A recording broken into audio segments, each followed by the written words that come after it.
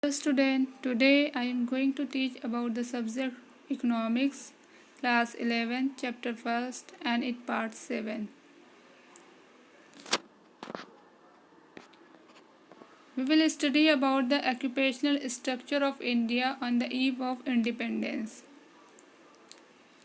What is occupational structure? Occupational structure that refer to the distribution of population engaged in different occupations showed no variation throughout the British rule. Distribution of population. To distribute the population in those areas where he can engage. The following are the silent feature of India's pre-independence occupational structure. First is agriculture, the prime occupation. Under the colonial rule, India was India was basically an agrarian economy, employing nearly 85% of its population. Agrarian economy means the Indian economy during the colonial government totally based on the production and cultivate the crop. And at that time 85% of its population based on agriculture sector. As India had a massive poverty during the colonial rule, so a large proportion of population was engaged in agriculture sector to earn their subsistence. India during the colonial government, India India India was very in deep poverty. So the large proportion of population was engaged. Mostly person was engaged in agriculture sector to earn their substances, to earn their basic needs, to fulfill their basic needs. But due to the prevalence of zamindari system and agriculture sector lacked investment, thereby its growth is highly constrained. Some revenue system was set up by the colonial government. First is the zamindari system, rotwari system, mahalwari system. And these three systems play a very important role to collect the tax from the farmers.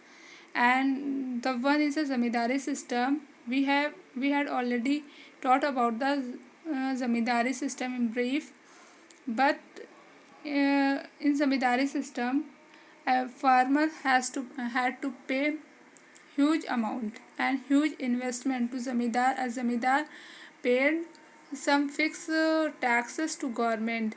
So through this through this step, lots of the difficulties only faced by farmer, not zamindar and colonial government.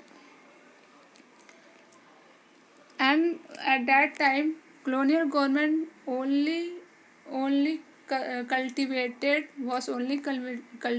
those crops which was useful for their production, which can be used as a raw material for for their production.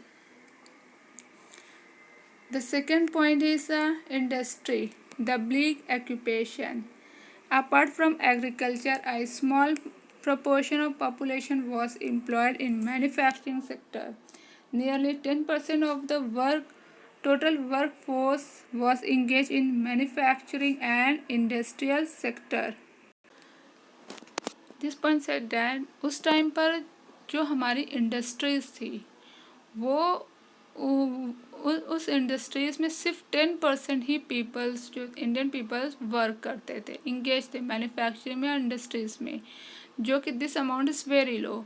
And today आज भी as compare to the other countries हमारी जो industries है वो इतनी develop नहीं है जितनी कि हमारी फॉरेन कंट्रीज़ डेवलप है.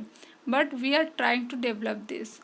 And second point is this कि जो भी यहाँ रीज़न क्या था जो हमारी इंडस्ट्रीज़ जो इतनी कम डेवलप हुई, जो पर्सन इंडस्ट्रीज़ में क्यों इतना कम काम करते थे. First is the handicraft good.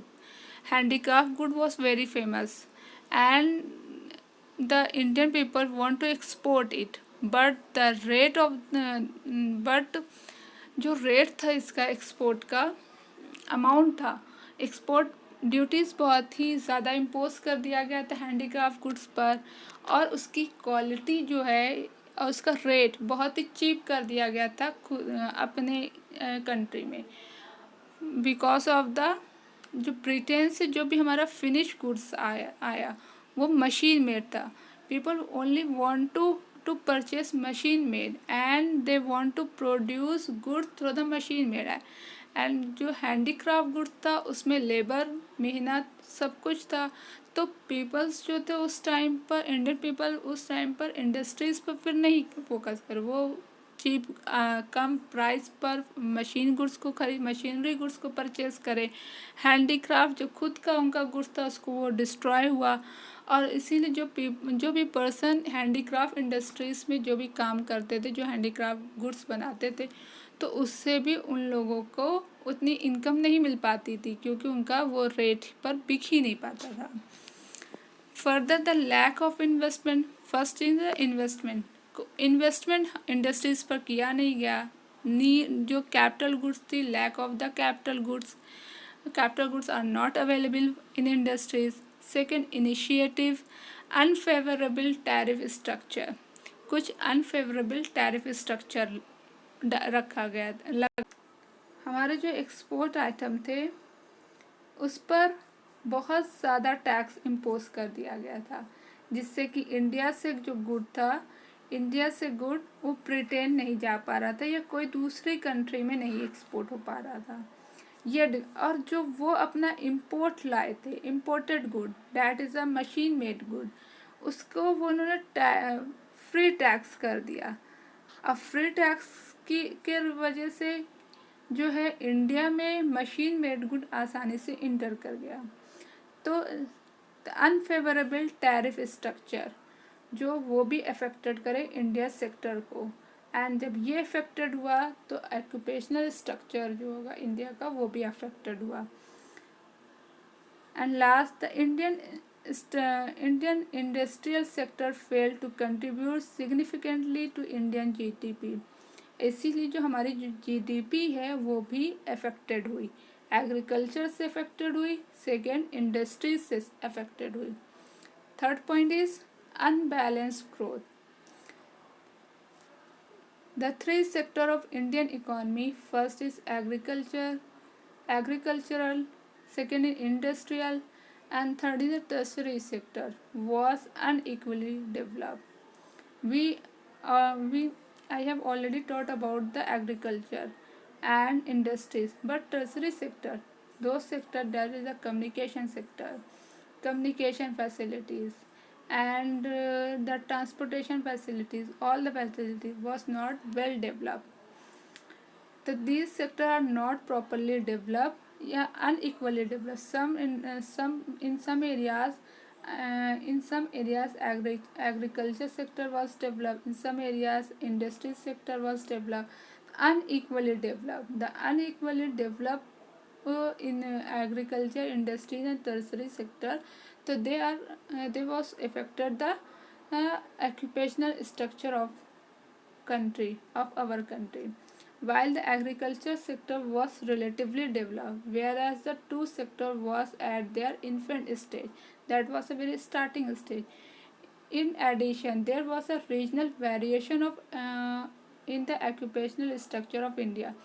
तो जब इन सारे कुछ सेक्टर जो था थोड़ा डेवलप हुआ, कुछ एकदम स्टार्टिंग स्टेज पर था, तो ये जो रीजनल वेरिएशन हुआ, जो एरिया का डिफरेंस हुआ, तो वो भी हमारे ऑक्यूपेशनल स्ट्रक्चर को अफेक्ट करे. कुछ पर्सन किसी एरिया में एम्प्लॉयड थे और कोई दूसरा एरिया था, वहाँ पर वो दूसरा पर्सन एम्प्लॉयड नहीं था, क्योंकि वहाँ पे वो सारे facilities are not available. While on the one hand, states like Tamil Nadu, Andhra Pradesh, and Bombay experience fall in the agricultural workforce. यहाँ पर क्या था, एग्रीकल्चर वर्कफोर्स डाउन थी, यहाँ पर दूसरा वर्क करता, इंडस्ट्रीज यहाँ पर वर्क कर रही थी. On the other hand, Orissa, Rajasthan, Punjab experience a rise in agriculture force. और यहाँ पर एग्रीकल्चर वर्क्स जो था वो जो जो था वो एक अच्छी पोजीशन में था। तो इसी तरह से जो एक रीजनल इम्बैलेंस हुआ, जो रीजनल वेरिफिकेशन हुआ, एरिया का जो वेरिफिकेशन हुआ, स्टेट में जो वेरिफिकेशन हुआ, वो अनबैलेंस ग्रोथ हुआ हमारे कंट्री में। और this unbalance growth was affected on the occupational structure of India. I hope all the points will be clear. Thank you.